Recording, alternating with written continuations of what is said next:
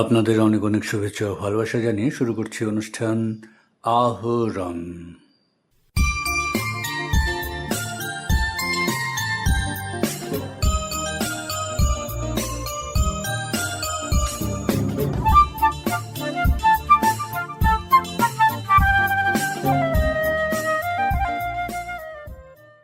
গত মঙ্গলবার ছিল 19শে মে। 1961-র 19শে মের দিনে মাতৃভাষার জন্য আত্মবলিদান দেওয়া একাদশ ভাষা শহীদদের স্মৃতিতে 65তম স্মরণানুষ্ঠান। শহীদ তর্পণ এদিন ভোর থেকে শিলচর রেলওয়ে স্টেশন, শিলচর শ্মশানঘাট, গান্ধীবাগ সহ নানা জায়গায় বিভিন্ন কার্যসূচির মাধ্যমে ভাষা শহীদদের প্রতি শ্রদ্ধাঞ্জলি নিবেদন করা হয়।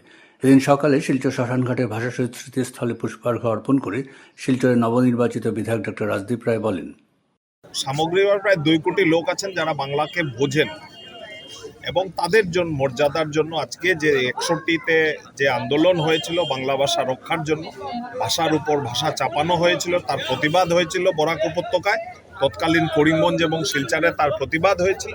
এবং আমরা আশা করি যে আমাদের যে প্রজন্ম এখানে আছে যারা 61 সম্বন্ধে অনেকে অনেক কিছু জানে না, তাদের পরবর্তী প্রজন্মে এটা শিক্ষা দেওয়া উচিত এবং সব থেকে বড় তাদের যে প্রণাম নিবেদন করা হবে, তাদের প্রতি শ্রদ্ধাঞ্জলি হবে যদি আমরা আমাদের পরবর্তী প্রজন্মকে বাংলা ভাষায় তাদেরকে শিক্ষা দিতে পারি। অন্যান্য ভাষা শেখাও দরকার, কিন্তু বাংলা ভাষাকে, মাতৃভাষাকে সঙ্গে নিয়ে শেখা দরকার। আর এই জায়গায় আমি আরেকটা কথা বলবো এবং এটা বলা দরকার যে আমাদের সরকার, ভারতীয় জনতা পার্টি যেভাবে ভাষাকে মর্যাদা দিয়ে, স্বীকৃতি দিয়ে যে পুরো ভারতবর্ষের ন্যাশনাল এডুকেশন পলিসি 2020 এনেছে, তার মধ্যে মাতৃভাষাকে সব থেকে বেশি ঐতিহ্য দিয়ে, মর্যাদা দিয়ে এই নীতিগুলোকে নির্ধারণ করা হয়েছে। এবং নরেন্দ্র মোদীজির সরকার এবং আসামে ডক্টর হিমন্ত বিশ্ব শর্মার সরকারও ঠিক তদারূপভাবে 3 ল্যাঙ্গুয়েজ পলিসি NEP 2020কে আমরা অগ্রাধিকার দিয়ে যাতে আমাদের এই অঞ্চলের লোকরা তাদের ছেলেমেয়েদেরকে মাতৃভাষা শেখাতে পারে, স্কুলে তাদেরকে বর্ণের সঙ্গে পরিচয় করাতে পারে, লেখা লিখিত প্রচলিত ভাষা যেটা আছে সেটাকে শেখাতে পারে, তার দিকে আমরা খুব বেশি ওয়েটেজ দিয়ে থাকি। কাটিগড়ার বিধায়ক কমলাক্ষ দে পুরকাস্থ বললেন, 19 আমাদের চেতনা, 19 আমাদের ঐতিহ্য। তাই শহীদের এই পূর্ণভূমিতে দাঁড়িয়ে আমি শহীদদের প্রতি আমার শ্রদ্ধা নিবেদন করলাম। এই জন্য বলছি যে ভারতবর্ষের ইতিহাসে এটা বিরল, একসঙ্গে 11টা তরতাজা পান ভাষার জন্য শহীদ হওয়া এর আগে কখনো পৃথিবীর ইতিহাসে এরকম হয়নি। ভাষার জন্য একসঙ্গে 11টা প্রাণ এরকম শহীদ হয়েছে।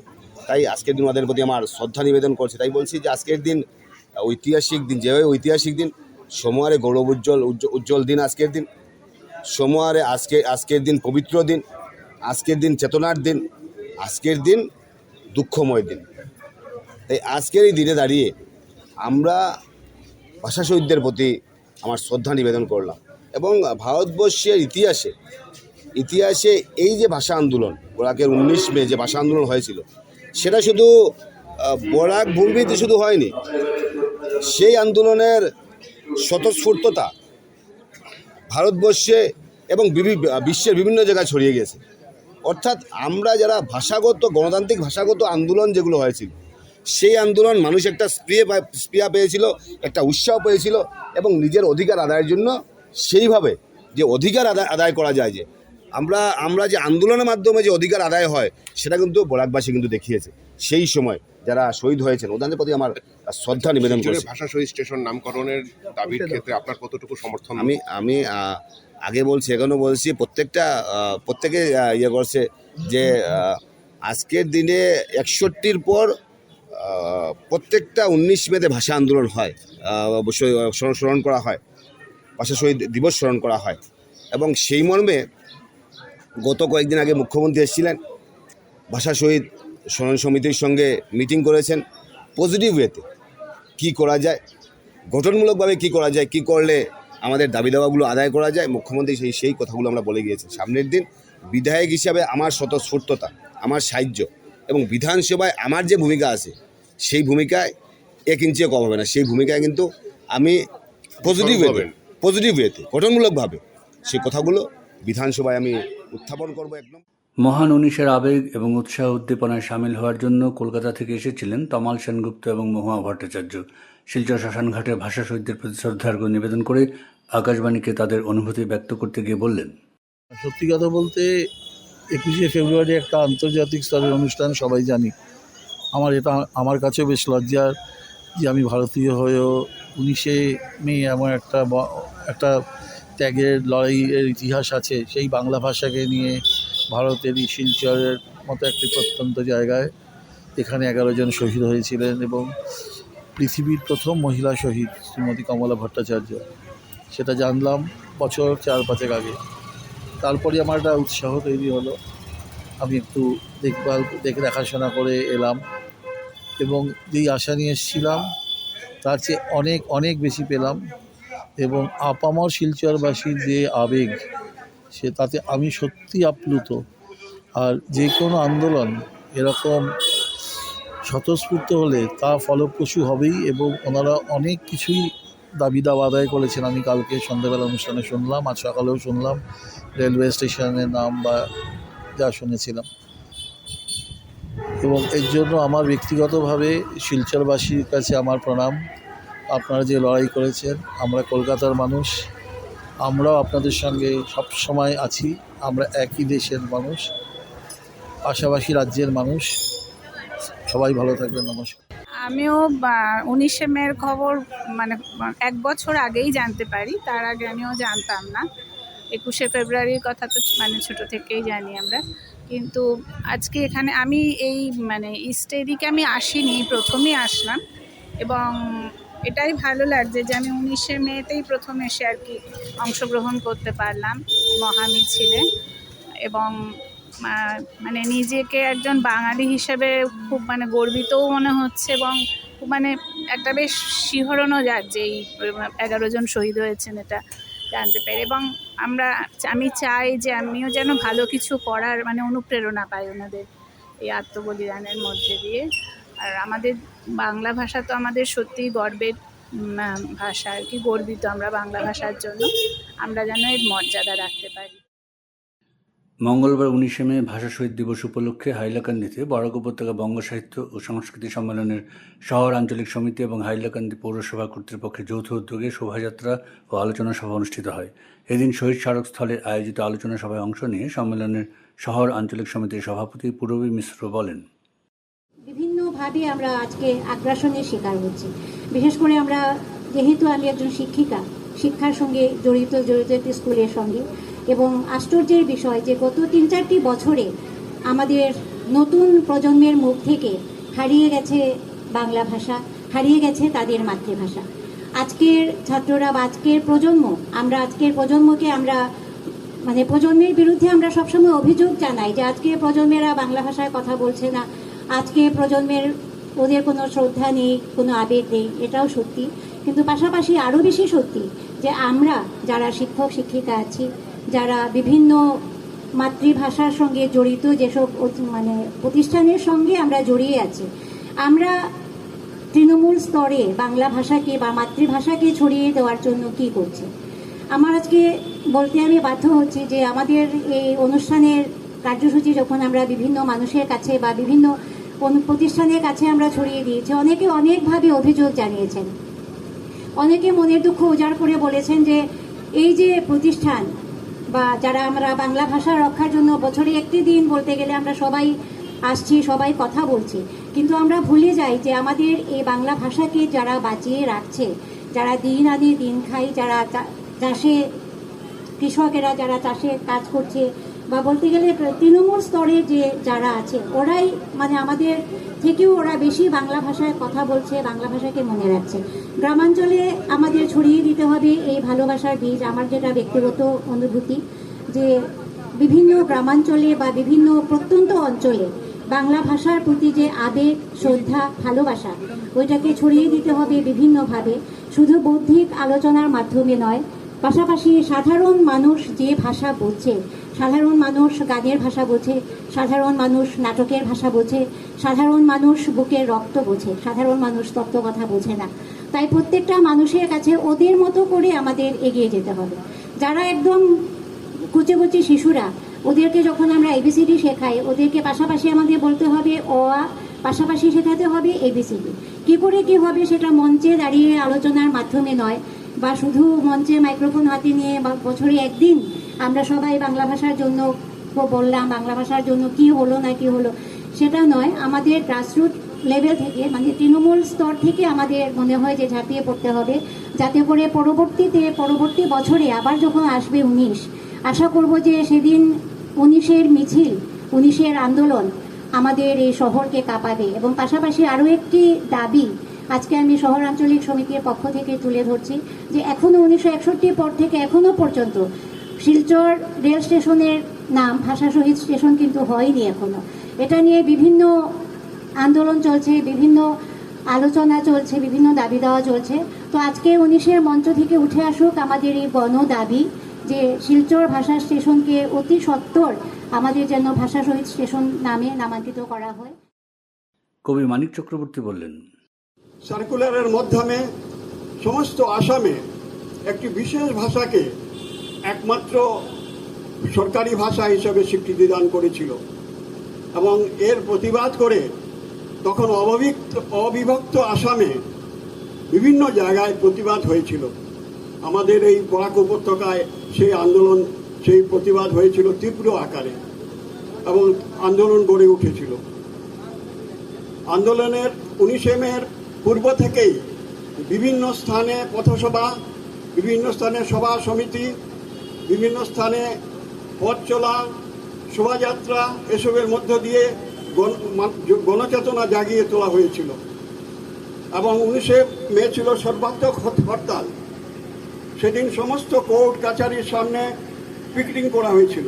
এই আমাদের হাইলাকান্দির যেটা কাছারি, আজকে অনেক পরিবর্তন হয়ে গেছে এখানে, হ্যাঁ, সেই কাছারির সামনে যেটা মেইন রাস্তার সামনে ছেলে মেয়ের দল, কলেজের ছাত্র ছাত্রী, শহরের বিশিষ্ট নাগরিক সকলে এসে সেই রাস্তা বন্ধ করে পিকেটিংয়ে বসেছিলেন।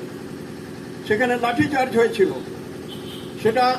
সেই লাঠিচার্জে বলতে গেলে আমিও কিছুটা আহত হয়েছিলাম সেদিন। আমার এখনো মনে পড়ে, আমার দাগও রয়ে গেছে আমার পায়ের মধ্যে সেদিনের। তো সেই দিনটিকে আমি বিশেষভাবে স্মরণ করি এবং আজও আমি সেই চেতনা উদ্বুদ্ধ। আজকে এই যে স্মরণসভা আয়োজন করা হয়েছে হাইলাকান্দি পৌরসভা এবং বরাক উপত্যকা বঙ্গ সাহিত্য সংস্কৃতি সম্মেলনের দ্বারা, বিশেষ করে বরাক উপত্যকা সাহিত্য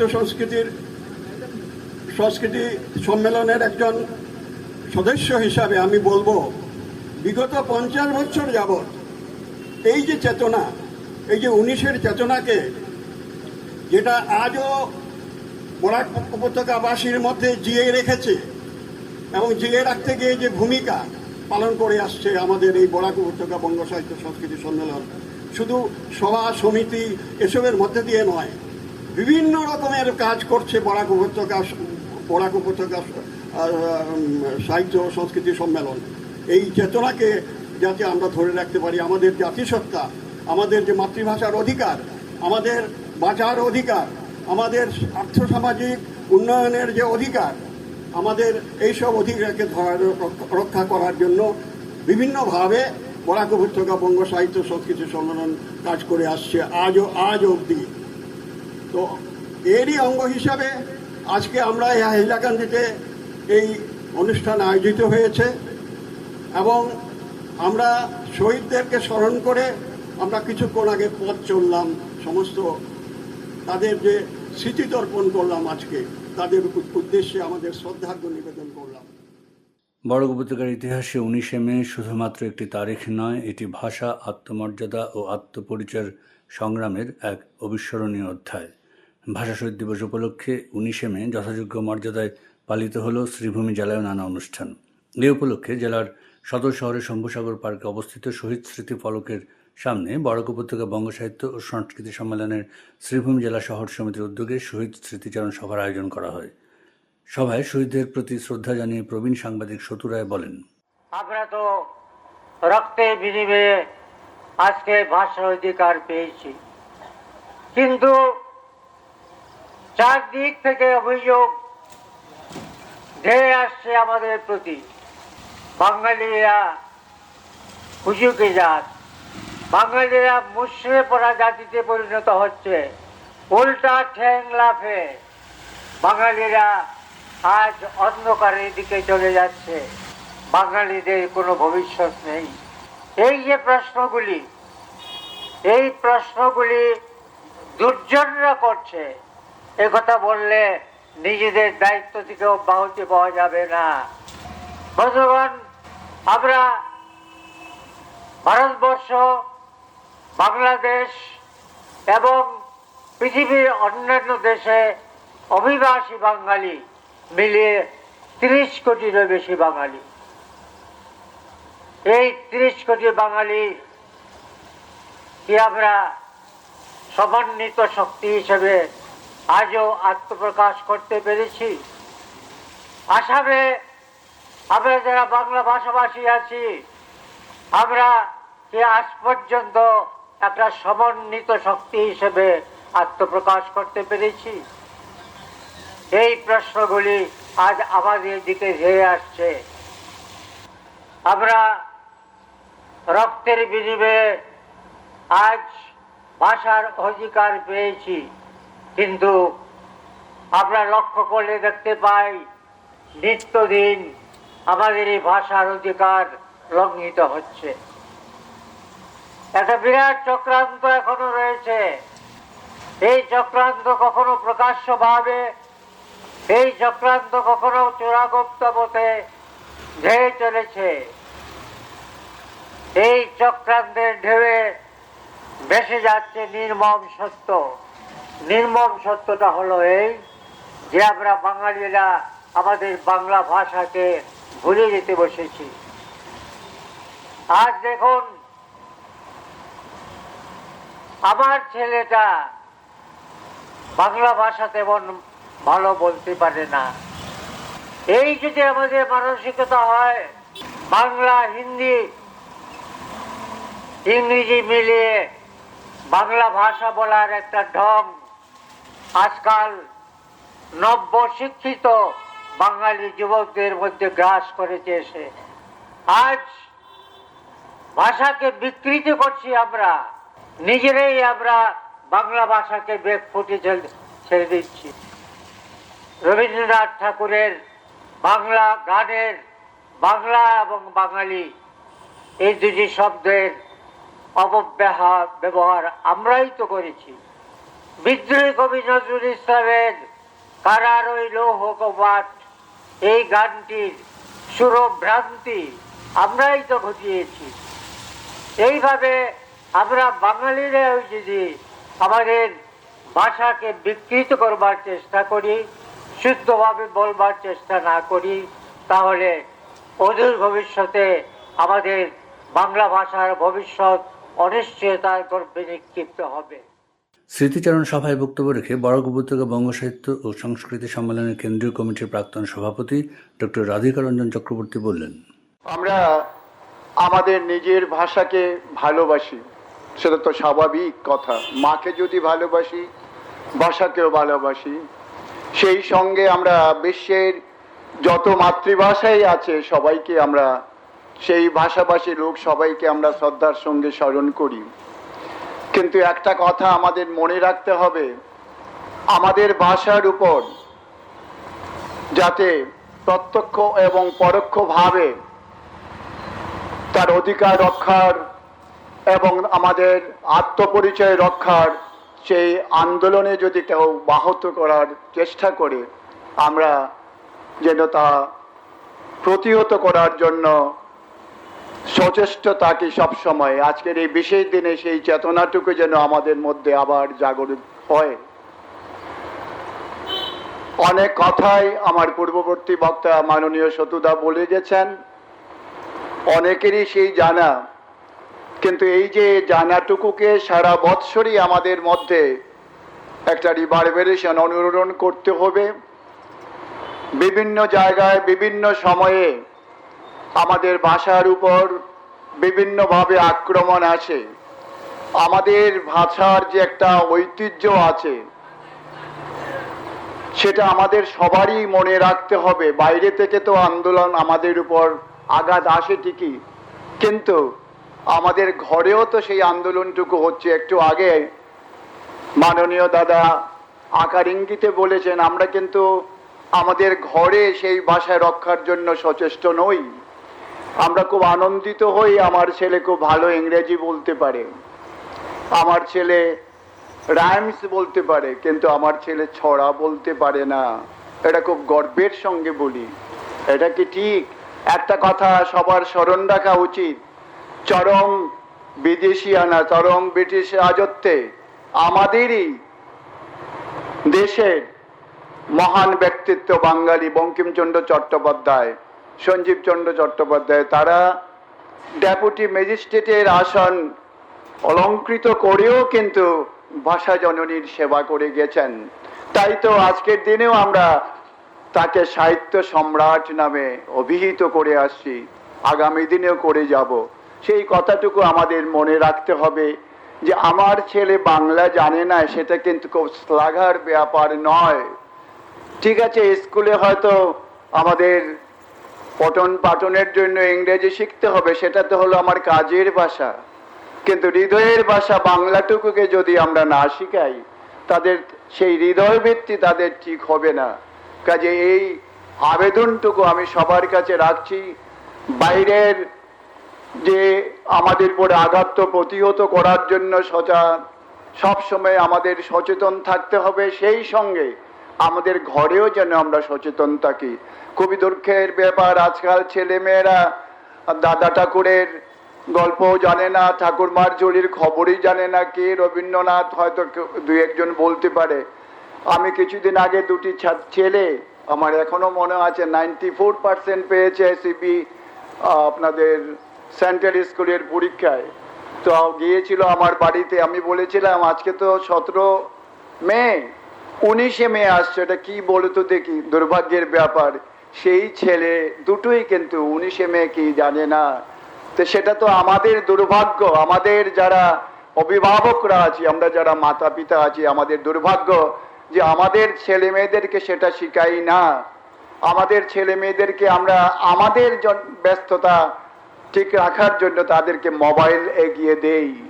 এটা খুবই দুর্ভাগ্যের ব্যাপার। কাজে আমি আবেদন রাখছি এই সবার মাধ্যমে আমরা যেন সবাই সচেষ্ট থাকি। দুটো ব্যাপারে সচেষ্ট, একটা হলো আমাদের পরোক্ষভাবে যে আমাদের ভাষার উপরে আক্রমণ তা প্রতিহত করার জন্য আমরা অঙ্গীকারবদ্ধ হব, এবং সেই সঙ্গে আমাদের ঘরে যাতে সেই বাংলা ভাষার চলনটুকু থাকে, ছেলেমেয়েরা শিখতে পারে। কারণ একটা কথা ঠিকই, ভাষা যদি ঠিক না থাকে সাহিত্য চর্চা হবে না। ভাষা এবং সাহিত্য চর্চা না হলে আমাদের এই যে সমৃদ্ধ সংস্কৃতি তাকে আমরা বাঁচিয়ে রাখতে পারবো না। বরাক উপত্যকা বঙ্গ সাহিত্য ও সংস্কৃতি সম্মেলনের প্রতিষ্ঠাতা সদস্য এবং বাংলা ভাষা ও সাহিত্যের অধ্যাপক ডক্টর জগন্নাথ রায়চৌধুরীর প্রয়াণে শনিবার বিকেলে শিলচর বঙ্গভবনে এক স্মরণসভার আয়োজন করা হয়। বরাকবঙ্গের শিলচর জেলা সমিতির উদ্যোগে আয়োজিত এদিনের স্মরণসভায় বিভিন্ন বক্তা প্রয়াত রায়চৌধুরীর কর্মজীবনের বিভিন্ন দিক নিয়ে আলোকপাত করেন। প্রয়াত জগন্নাথ রায়চৌধুরীর কর্মজীবনের ব্যাপারে আলোকপাত করতে গিয়ে জেলা সমিতির সভাপতি সঞ্জীব দেব লস্কর বলেন, জগন্নাথ রায়চৌধুরী প্রথমত তিনি ছিলেন আমাদের বঙ্গ সাহিত্য সংস্কৃতি সম্মেলনের একেবারে প্রথম পর্বের একজন সদস্য, এবং প্রথম যে অধিবেশনটা হয়েছিল ওই 1977 সালের জানুয়ারি মাসের 9 তারিখ যে প্রকাশ্য অধিবেশন হয়েছিল, সেই অধিবেশনে তিনি প্রথম এটাকে পঞ্চম প্রস্তাবটাও কিন্তু তিনি উপস্থাপন করেছিলেন যে এই অঞ্চলের বইপত্র সৃজনশীল সাহিত্য যেন আসাম সরকার তাদের প্রকাশনা বিভাগের নজরে যেন এটা আনেন এবং এইখান থেকে প্রকাশিত উন্নত মানের বইপত্রকে প্রকাশনার জন্য যেন সচেষ্ট হন।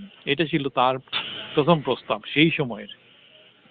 ইনি তখন থেকেই বঙ্গ সাহিত্য সংস্কৃতি সম্মেলনের সবকটা সভায় তিনি যেতেন এবং আমাদের বলতে পারা যায় যে আমাদের এই অঞ্চলের এই প্রতিষ্ঠানের একজন চিন্তাশীল ব্যক্তি। আর বরাক উপত্যকার হাজারে হাজারে ছাত্রছাত্রী যারা তারই সৃষ্টি, বিশেষ করে যারা বাংলা নিয়ে পড়াশোনা করেছে এবং বাংলা নিয়ে যারা উচ্চতর ডিগ্রি নিয়েছে, এদের অধিকাংশই আমরা বলতে পারি জগন্নাথ রায়চৌধুরীর ছাত্রছাত্রী। আজকের এই সভায় আমরা স্মৃতিচারণ করেছি, তবে সভায় আক্ষেপও করা হয়েছে যে তিনি 91 বছর পর্যন্ত বেঁচে ছিলেন, কিন্তু আমরা তাকে কি যথাযোগ্য সম্মান দিতে পেরেছি? আমরা তো তার প্রয়াণের পর আমরা বুঝতে পারছি তিনি যে এতদিন জীবিত ছিলেন। তাকে ইতিপূর্বে তার জন্য স্মৃতিগ্রন্থ প্রকাশ করা উচিত ছিল। আমাদের উচিত ছিল তাকে কোনো বিশেষ কোনো সম্মানে ভূষিত করা। এটা আমরা করতে পারিনি, এটা আমাদের একটা দুঃখ রয়ে গেল। জগন্নাথ রায়চৌধুরী ছিলেন ভাষার জাদুকর, এবং তার ক্লাস যারা উপস্থিত ছিলেন তার ক্লাসে, এরাই এখনো বলছেন, এবং তিনি একটা কিংবদন্তি হয়ে গেছেন যে তার পাঠ যারা নিয়েছে তার ক্লাসে, এদের আর বই পড়তে হয় না। এহেন ব্যক্তির প্রয়াণ আমাদের বাংলা ভাষা সাহিত্য চর্চার ক্ষেত্রে একটা শূন্যতার সৃষ্টি করেছে, এবং তিনি বরাক উপত্যকাকে তার আপন দ্বিতীয় বাসভূমি হিসেবেই গ্রহণ করেছিলেন, এবং এই অঞ্চলের গ্রামে গঞ্জে বিভিন্ন জায়গাতে তিনি ঘুরেছেন, এবং সেই সূত্রে তিনি আমাদের আত্মার আত্মীয়। এই ব্যক্তির প্রয়াণ আমাদের নিশ্চিতই আমাদের একটা শূন্যতার সৃষ্টি করেছে। আমরা তার আত্মার সদ্গতি কামনা করি, এবং বঙ্গ সাহিত্য সংস্কৃতির সম্মেলন দেরিতে হলেও তার জন্য কোনো একটা বিশেষ কোনো সম্মাননার ব্যবস্থা যদি করে সেটা খুব ভালো হবে, এবং এদিকে আমরা সচেষ্ট থাকব। বঙ্গ সাহিত্য সংস্কৃতির সম্মেলন যখন আজকের জায়গাতে পৌঁছানোর আগেই কিন্তু তিনি চলে গেছেন, কিন্তু তিনি যে প্রথম নীতি নির্দেশিকাটা দিয়েছিলেন যে সরকারের কাছে আবেদন জানানোর প্রয়োজন যে আমাদের এখানকার সাহিত্যকৃতি যেন সরকারের নজরে আসে, এটাই খুব গুরুত্বপূর্ণ ব্যাপার। আজকে আমরা এই ভাবনাটা আজকে আমাদের মাথায় এসেছে। আমরা চিন্তা করব যে তিনি কিংবদন্তি স্বরূপ তার অনেক কথাবার্তা ছড়িয়ে আছে অনেক লোকের স্মৃতিতে, আজকের স্মৃতিচারণের মধ্যেও এসে গেছে। তো এটাকে আমরা ভবিষ্যতে চিন্তা করছি, আমরা একটা ছোট্ট স্মৃতিগ্রন্থ আমরা প্রকাশ করব। আমি মনে আছে আমার কোনো এক দুপুরবেলা জিসি কলেজে হল ভর্তি পড়ুয়াদের চোখের সামনে তিনি উপস্থাপন করছিলেন সেই অঞ্চলটা, এই বর্ধমান বীরভূম অঞ্চলের রুক্ষ রিক্ত মাঠের দিকে তৃষাতপ্ত দৃষ্টিতে মানুষের চাতক পাখির মতো চেয়ে থাকা সেই দৃশ্যটা। তার নিজের অভিজ্ঞতাও ছিল এরকম প্রখর তপন ও তাপে জ্বলে যাওয়া পুড়ে যাওয়া মাঠে চৈত্রের দুপুর কিংবা খর বৈশাখে হঠাৎ কালো মেঘের ভ্রুকুটি, এবং এই সমস্ত কথা তিনি বলে যে আবহাওয়াটা তৈরি করেছেন একেবারে নিপুণ চিত্রকরের মতো শব্দ দিয়েই তিনি এইগুলো তৈরি করেছেন। তখন আমরা বুঝতে পারিনি যে তিনি আসলে প্রস্তুতি নিচ্ছেন আজকে আমাদের পাঠ দেবেন। কি পাঠ দেবেন? তিনি রবীন্দ্রনাথের বর্ষামঙ্গল কবিতাটি এই পড়ানোর আয়োজন। এমনি করে ক্লাসরুমে বসে আমরা গ্রীষ্মের ছবি প্রত্যক্ষ করতাম, এবং মনে মনে চলে যেতাম আমাদের নিজের গ্রাম বস্তি শহরতলি জীবনের অভিজ্ঞতায়।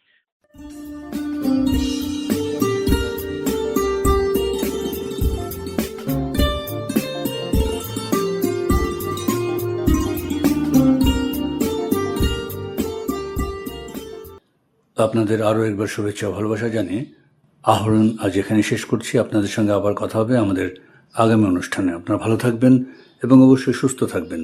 এবারে বিদায় নিচ্ছি, তবে তার আগে জানিয়ে দেব উপস্থাপনায় ছিল মনির্বাণ জ্যোতিগুপ্ত, শব্দগ্রহণ করেছেন রতন দেব, রাহুল কান্তি দেব, জসীমউদ্দিন লস্কর ও নবেন্দু দাস। অনুষ্ঠান সম্পাদনায় ছিলেন অভিজিৎ নাথ এবং প্রযোজনা হিতব্রত ভট্টাচার্য।